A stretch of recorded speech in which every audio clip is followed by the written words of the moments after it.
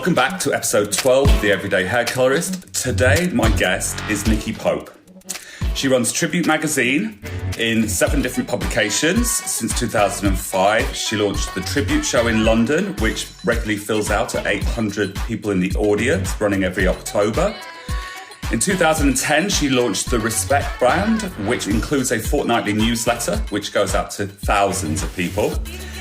And 2014, she launched Hair Club Live, an online community for hairdressers with an open chair night. And then in 2016, she launched Colour World, an event for hairdressing professionals. It's a 2-day programme, education shows and competitions. Welcome, Nicky. Hi, nice to be here. It's a pleasure to have you. Now, that is massive. A one-woman band doing all of that. Well, you make it sound as though it all happened overnight, but that's quite a long period of time you were talking about there. So yes, I mean, it's 10 years. Yeah, so I came into hairdressing, in the 90s actually, and started as a journalist. But I had already worked in the music industry for a long time, and previous to that in the city of London, of all places, in a marketing role. So what I brought to journalism in hairdressing was a commercial sense. And I'd also worked for a music agency doing lots of live events. So I think my sort of motif has been to bring the live to hairdressing journalism. So a lot of the things you've talked about there have been either online or live events that I've created. It's amazing. So let's start off let's run through all of them so that the audience get to know you a little bit better and get to know those events. Let's start off with Tri-bute magazine. Now, Tri-bute is super glossy. It's virtually a coffee table book in itself. Where do you think that sits with hairdressers on the high street, the main street, a little hairdresser in a village, a two-person shop, or a big high street chain? Well, Tri-bute is a very focused publication, and it's not meant to be for everybody. It's very highly aspirational. So we produce Tri-bute magazine for the top 25% of the industry. It's really born out of the fact that everybody's got so much better at photography and visuals and creating these gorgeous salons. And around the year 2000 and 5 or 6, when it was first launched in France, there was no real platform for these fantastic photographs to be shown. So the founder, Mike Vincent, launched Tri-bute magazine. And Tri-bute magazine is a showcase for the best of the best, whether it is salons, whether it's hair work, whether it's shows or events, and it quite simply is the best.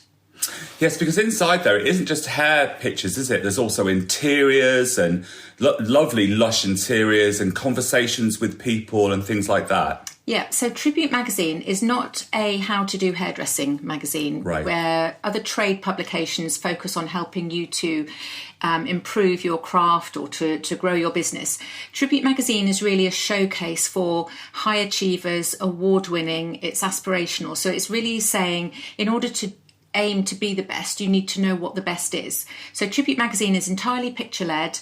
We don't publish anything unless the photography is amazing.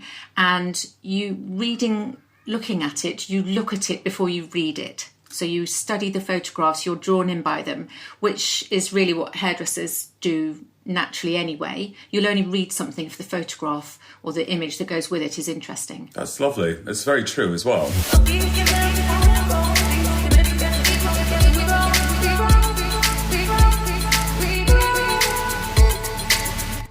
What would you say to people who would want to get their work into Tri-bute?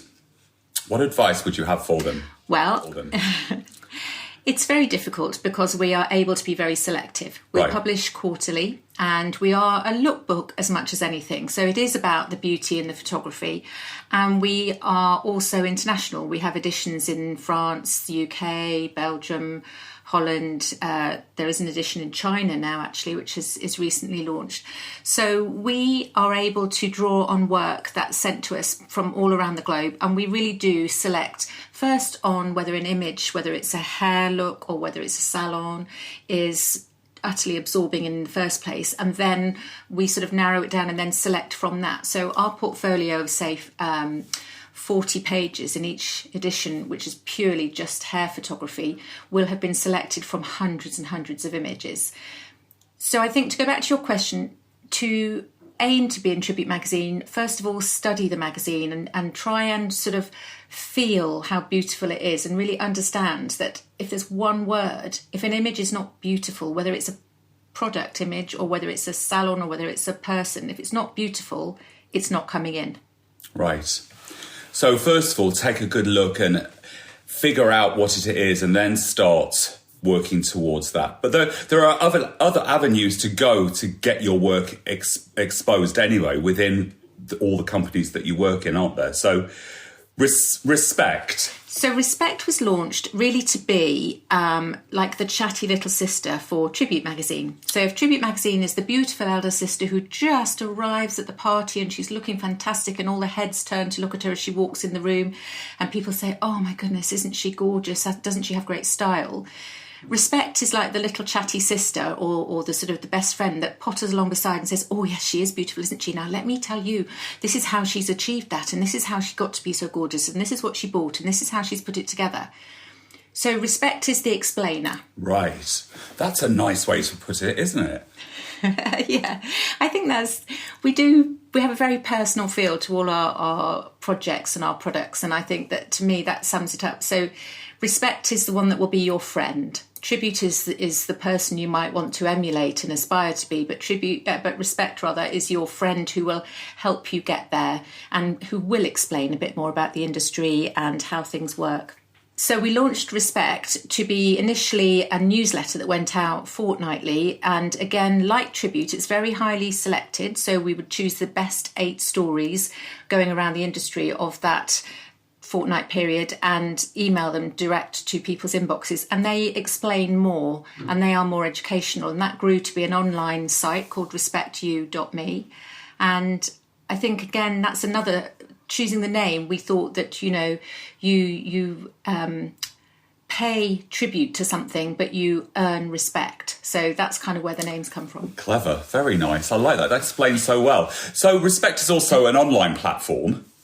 Yeah. So Tribute magazine started as a print edition and it now does have its own website.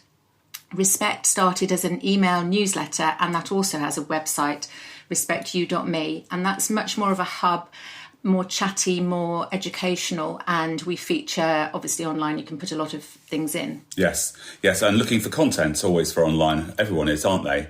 So with respect, if somebody wanted to pitch an idea to you or to send in some images for you to have a look at and with the possibility of you pushing them, can any hairdresser contact you through the Respect site? Yes, on the Respect site, you can sign up to the newsletter. So it's free and that's by subscription. So I think we have 11,000 or more subscribers at the moment. You can contact us. There's email addresses everywhere and also on the bottom of the newsletter. And we need content. We need ideas.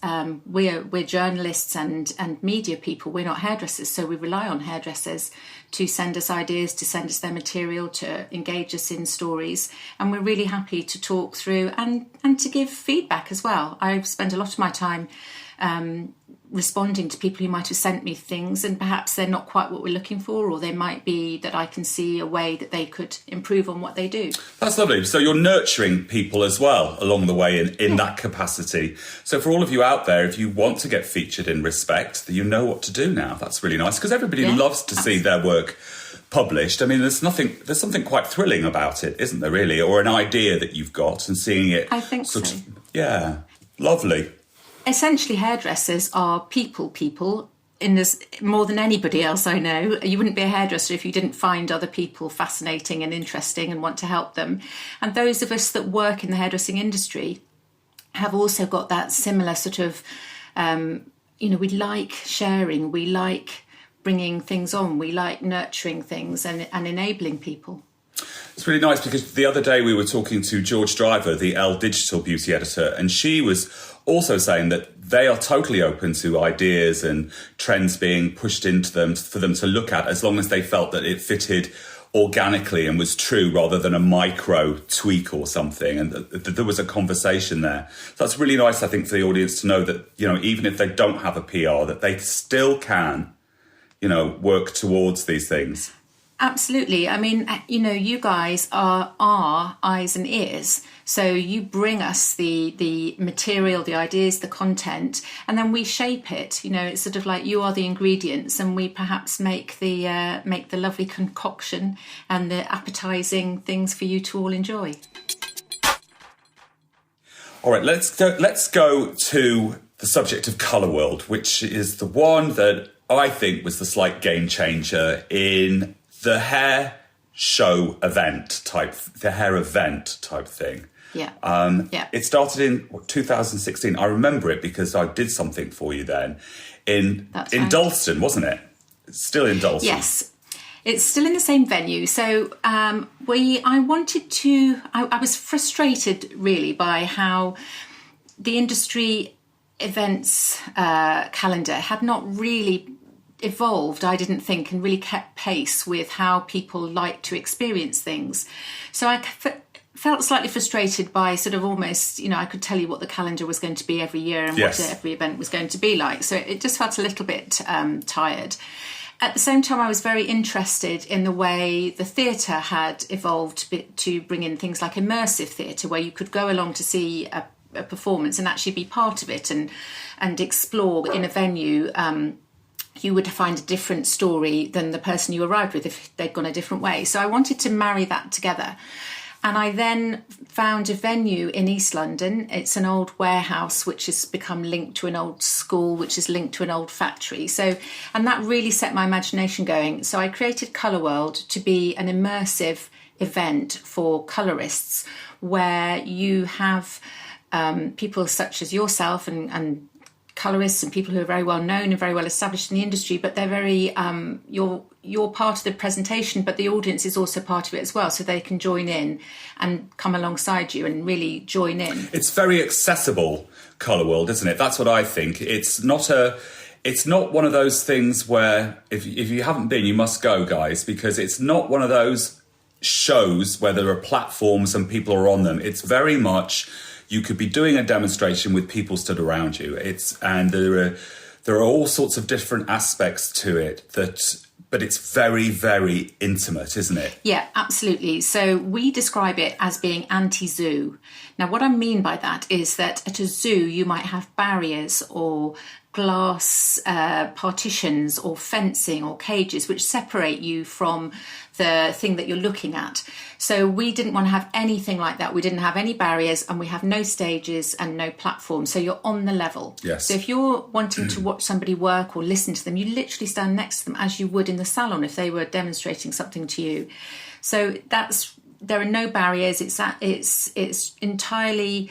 You can walk around, discover where you want to go. The rooms are free flow to the point where even in the seminar room, the door is always open. So you know how in a gallery, sometimes you might go into a little room where a film is playing and you watch it and you're engaged. So you actually stay and watch it as it starts again.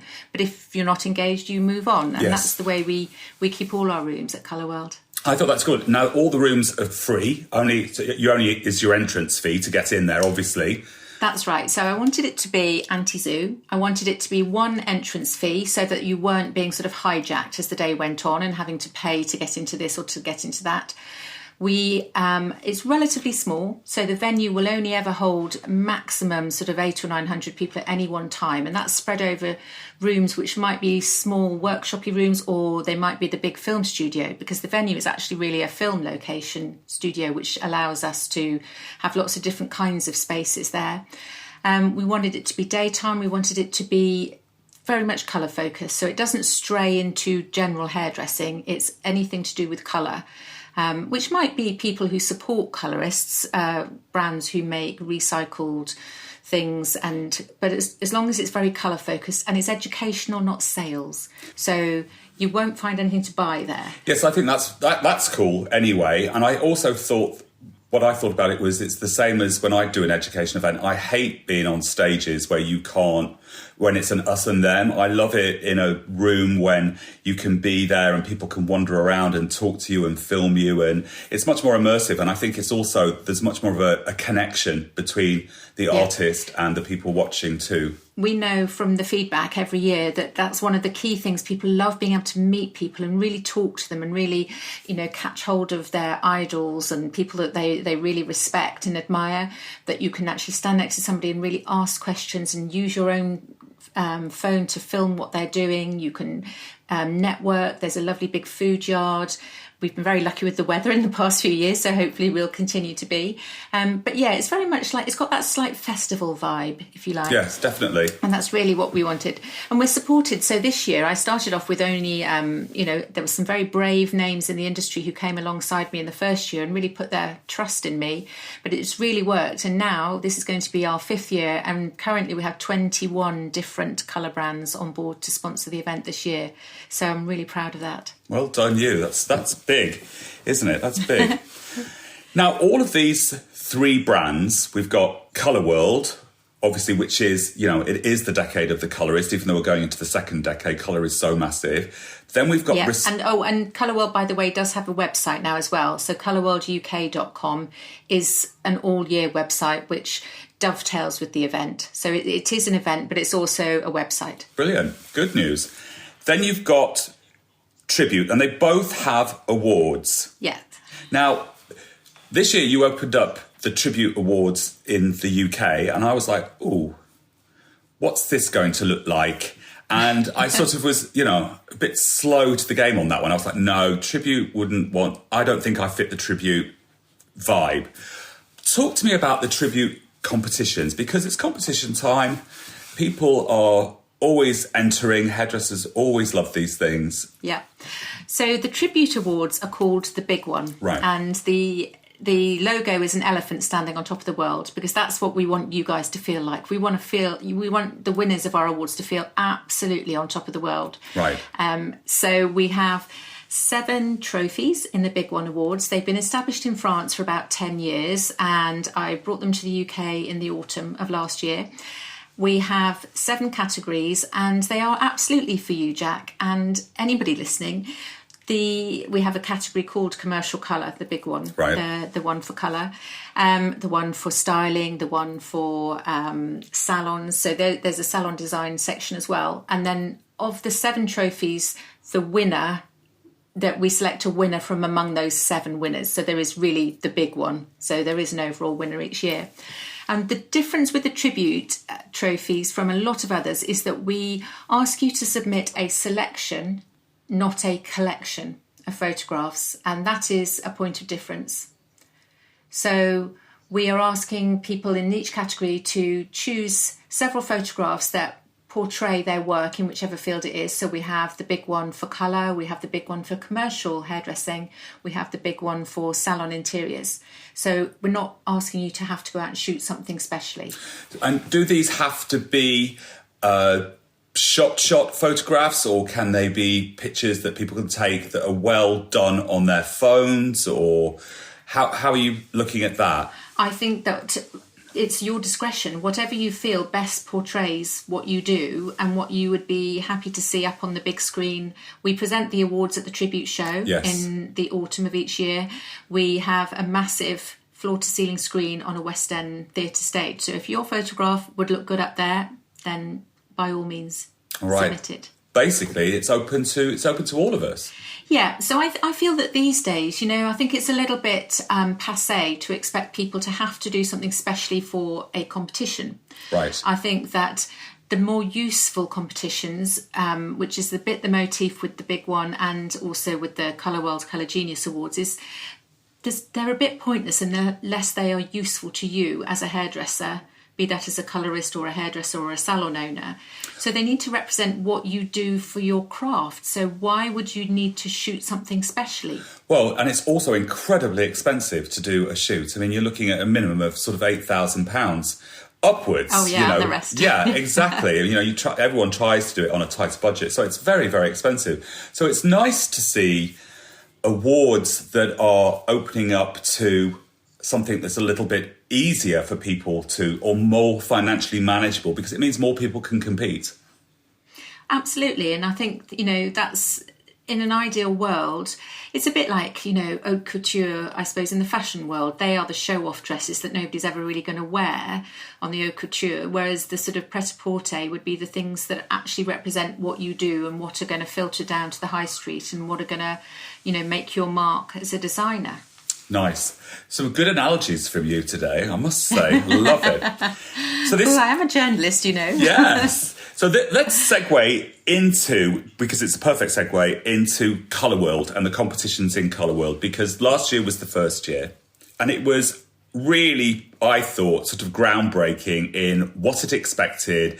And because it was so colour focused, I was like, yay, it's not about styling. Obviously, still got to be styled nicely, but it's about colour. I believe that we are really the only completely independent colour awards event that I'm aware of, certainly in the UK. So while we have support from various colour houses as general sponsors, none of the categories are sponsored. The contest is entirely owned by us at Colour World. And we wanted to reflect what was really happening for colourists in the industry, and again related to your work in the salon. So the categories are Colour World, Colour Genius, commercial colour, for example, or men's colour, or creative colour. We have a colour correction category because clearly that's a massive part of being a colourist as well. So colour innovation, which would be your techniques, the balayage style things, the colour blocking, the placement of colour as well. So I think that was really what fired us to create the awards. And it was very well received last year because there were people entering from all over the country and at all different levels, but people really felt that there was this somehow affinity and that it spoke to them. Somehow it sat really well in the hearts of hairdressers across the land. Yeah, I think so. Well, we had by then run Colour World for 3 years, and so I'd listened a lot to what people had to say. We invited various people, such as yourself, to comment about putting them together in the first place, what kind of thing would work. We ensured that we have colourists judging at every stage. So I think that hopefully is why we got it right from the start. And we've had a bit of fun. We've called it the Colour Genius Awards. So every year the trophy is on the theme of a colour genie and has a lamp. So last year, I know you won our commercial colour. I did trophy. Indeed. I was so thrilled with that. I can't tell you. Well, they're lava lamps last year in 2019, but for 2020 they are Aladdin's lamps. Oh, wow. So little oil lamps. So we're having a bit of fun with that. But yeah, we want you to display them and we want your clients to relate to them. So it's something that when it's sitting on your shelf or your reception desk or on the side at work and somebody says, what's that for?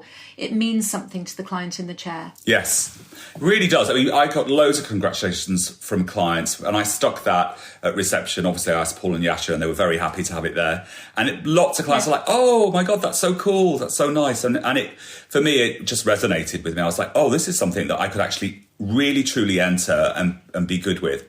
Yeah. This year, what's the response been like this year? Obviously, we've gone into Corona now, and the competition actually closes today, doesn't it? Because it's the 31st of March today. Yeah, as we're recording, it's closing today. We had a massive response already, but certainly in the last 10 days, we've had a big surge because people are at home sort of trying to find things to do. And again, it's very easy to enter the Colour Genius Awards, so you can literally upload pictures online to a website. So again, we've tried to make it very easy. On some of them, there's a certain amount of writing involved because you need to explain what it is that you've done, but a lot of them are picture only. We do have 2 categories open now for a couple more weeks until the 15th of April. One is the Colour Communicator, which is a new category for this year. And that is asking people to make a short film on their iPhone or their smartphone to talk about their work as a colour educator or a presenter or somebody who communicates colour.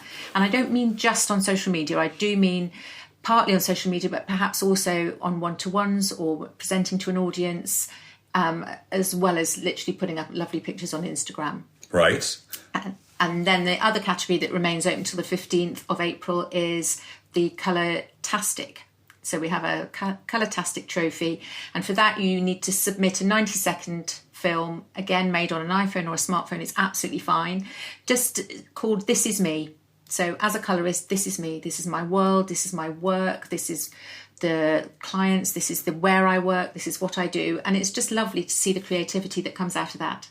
That's brilliant. And again, these categories are for all sorts of hairdressers and colorists in the country. It's not just for what you might think, listeners, as like people that you're not going to be. It's open to everyone, whether you're in a one person or you're working for 20 people or you're working for 60 people. It's absolutely inclusive. Absolutely. So I tried to make them so that you don't need the support of your salon owner. You don't need the support of a brand. You don't have to invest financially. It's more about investing your time, your energy and your skills into entering these awards. So I wanted them to be much more egalitarian. Love it, because sometimes even the entries for some of the awards, they can end up costing a lot of money once you go to a designer and get the book together and stuff. So that can be off-putting to people who are on a tighter budget, definitely. Absolutely. No, I think this is a bit more like, it just makes it accessible. If you're in a very remote area, up a hill in Wales, you can enter just as well as somebody right on the high street in the heart of London. Well, in fact, my internet's not that great, so they're probably better in the top of Wales. You've moved the date for Colour World, haven't you? Just quickly on that one. Yes, so being sensible, we would normally have Colour World in May, and it became apparent a few weeks ago that was looking a little bit unrealistic, not only about us all getting back to work and being allowed to forget the lockdown, but also once you guys get back to work, you really need to catch up with your clients and really kind of get the world back to rights, if you like. So we've moved Colour World to the first weekend in September, so the 6th and 7th of September, in the same lovely venue in East London.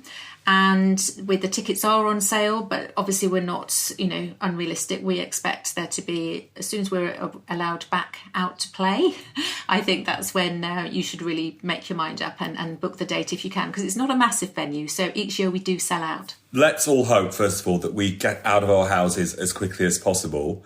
But I think it's going to be a very busy September, October, November, December. I pray it is anyway, for sure. I think it is, but we're going to have such an appetite for getting together. We need to see each other. We need to do live things. We want to share, and there's going to be so much to celebrate. That's lovely. And this finally leads on to the final question for you, Nicky. You've been great today, really informative, and I learned a couple of things too in there, which is brilliant. What advice have you got for hairdressers right now what are you doing to stay sane, and what are your recommendations for people? I think that, so much has happened so quickly. It's crazy to think that literally 4 weeks ago we were all oblivious to the reality of what was coming. I think things have happened very fast, and I think that people have been very tempted to almost panic, dare I say that word, and to sort of rush around thinking, what can I do? What can I do? I think you need to take a breath.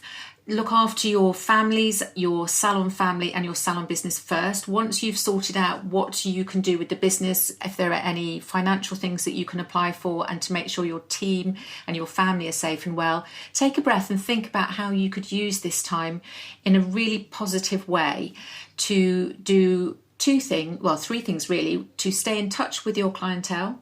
It's really important to stay in touch with your clientele, isn't it? And there's been this whole conversation about don't box dye your hair, don't do this, don't do that, which I personally feel is going to be very difficult the longer we get into this, because women will want to feel some piece of normality in a very unnatural world that we're living in. And I think that if we as an industry can look after the clients we have, the ones that love coming to the salon, and help them just do little touch-ups around the hairline or little styling tips and things like that, which we're starting to see on Instagram. Yeah. I think that you'll maintain that relationship with them, which is so important. Absolutely. Be their friend. Don't be, don't tell them off, come alongside.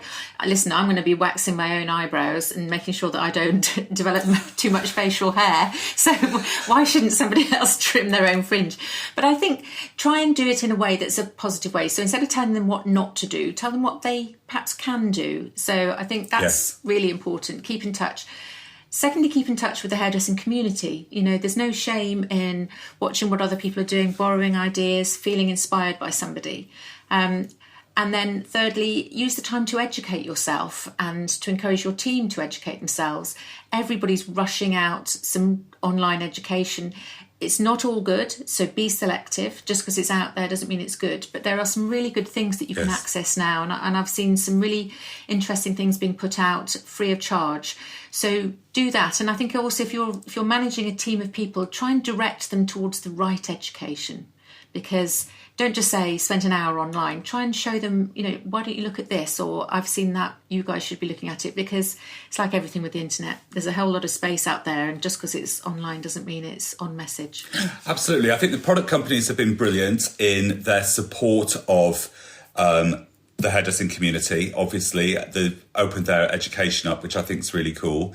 And I think there are some great online educators. I'm offering it twice a week for half an hour snippets. Don't want to overwhelm anyone, which is great. Yeah. There are lots of things being offered to salons and hairdressers, and I think more will come out. But I know that when we spoke the other day, it's like we can't, although we're all panicking inside, we can't expect the government to roll everything out within a week. It's a big rollout, isn't it? Yeah, be patient. I think there was a lot of sort of anxiety, which I totally understand and perhaps felt myself as well. But, you know, the government didn't see this coming to such an extent either. They are dishing out help and advice left, right and centre, and not always getting it right. But there's room for things to change. There's room for things to be added. So just try and be a little patient, I think, and to believe.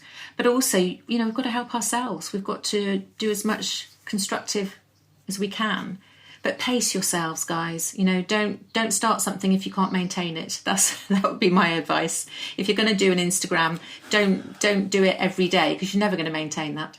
No.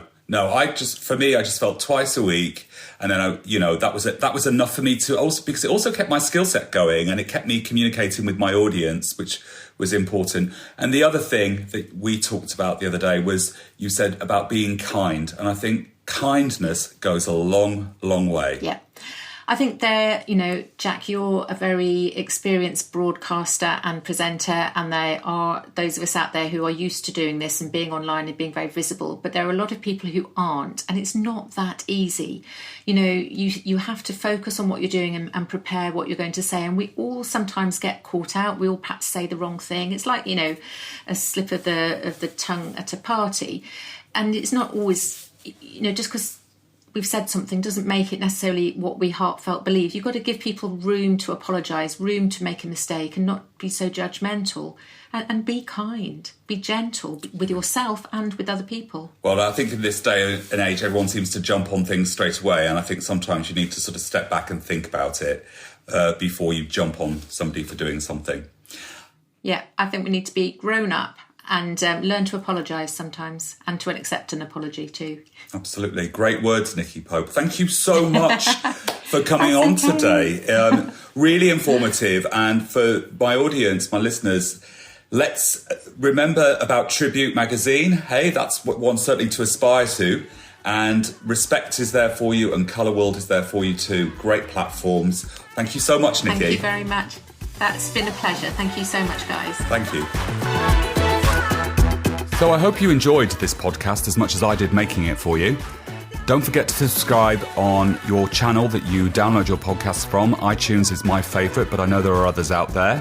And also, if you want to follow me on stories on Instagram, it's Jack Howard Colour, C-O-L-O-R, the American way, not the English way. And on Facebook, it's Jack Howard Colour, C-O-L-O-R. And my website is www.jackhowardcolour.com.